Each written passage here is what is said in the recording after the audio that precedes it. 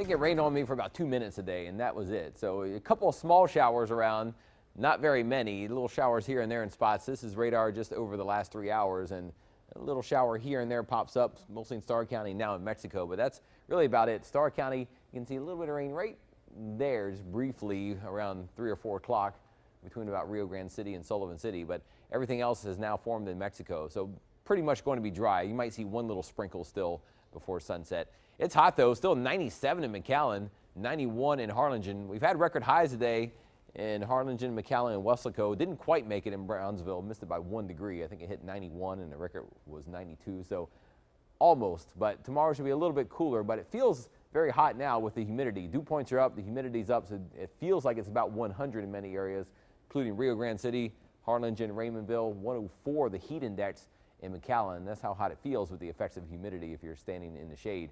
Football games this evening, if you're going to be headed out, should be dry. I think we're looking at just partly cloudy skies, the light breezes from the east and southeast. So at kickoff time, I don't know if you noticed this graphic. We noticed it before the commercial break.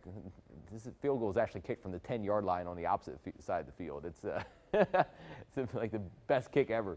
85 degrees at 7:30 at around kickoff time, 83 by 9 o'clock, and by the end of the game, maybe down to about 80 or so, but just too much humidity to really allow things to cool off this evening. So tomorrow when you wake up in the 70s, some patchy areas of clouds, but I think most of the day may not be 100% clouds, but be kind of on the cloudy side with showers and spots and maybe a small chance for a thunderstorm. But temperatures mostly in the 80s tomorrow. Not going to rain all day, but really any time there could be a few showers popping up and maybe a few brief downpours. But chances of rain go up to about 50% tomorrow, meaning about half the valley could see some sort of rain.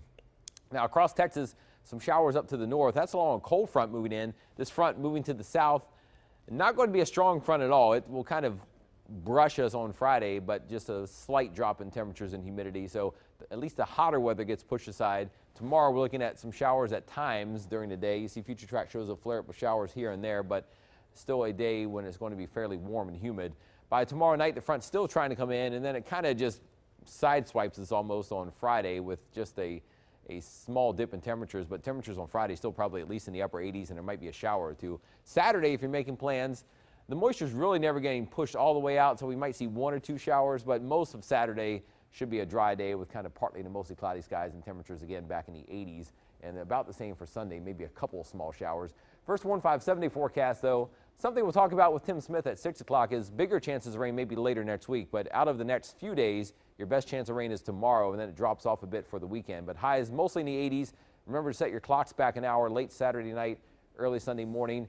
Our rain chances do go back up next week, either by Tuesday on Election Day or for Wednesday. We could see some bigger rain chances, maybe some heavier areas of rain in South Texas and the Valley. So next week could be a little bit wet for a few days.